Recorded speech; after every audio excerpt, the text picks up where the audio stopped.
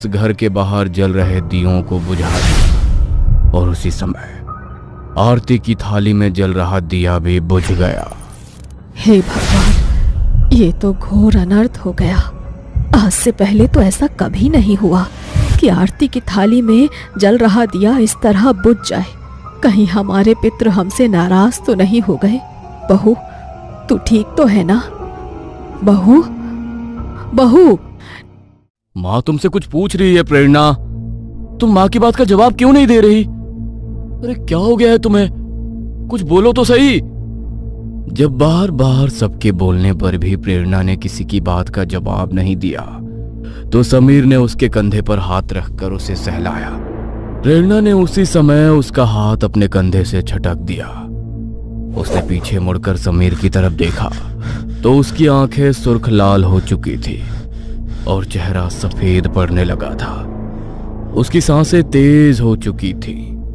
उसने गुस्से में समीर की तरफ देखा। लगता है वो प्रेत आत्मा बहू रानी पर हावी हो गई है। जल्दी से मंदिर से सिंदूर लेकर आओ, जाओ। नहीं छोड़ूंगी, मैं किसी को भी नहीं छोड़ूंगी। बहुत समय से इसी दिन का इंतजार कर रही थी।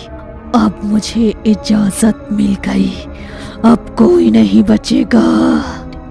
प्रेरणा ने समीर की गर्दन को अपने हाथों में जकड़ लिया और उसके गले को बुरी तरह दबाने लगी।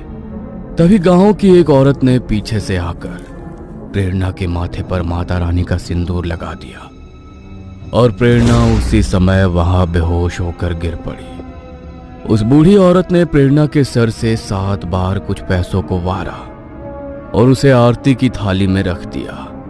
सामने दोबारा से थाली में रखे दिए को जलाया। ये लो आशा, इस आरती की थाल से भोग चढ़ाकर दोबारा पितरों का आवाहन करो और उनसे माफी मांगो। अब वही तुम्हारी बहू की उस प्रेत शक्ति से रक्षा करेंगे। उस औरत ने आशा के हाथ में आरती की थाली पकड़ाई और आशा ने पितरों का आवाहन कर उन्हें भोग चढ़ाया। भोग चढ़ाने के बाद वह तुरंत ही प्रेरणा को उठाकर घर लेकर चले गए। आज तो अनर्थ होते होते बच गया। पता नहीं क्या गलती हो गई हमसे जो वो प्रेत शक्ति हावी हो गई बहू पर। मुझे नहीं लगता कि बला अभी टल गई है।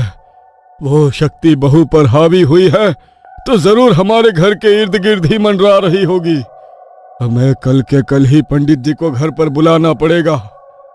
वो लोग जिस प्रेत शक्ति से डरे हुए थे वो उनकी बहू के साए के पीछे पीछे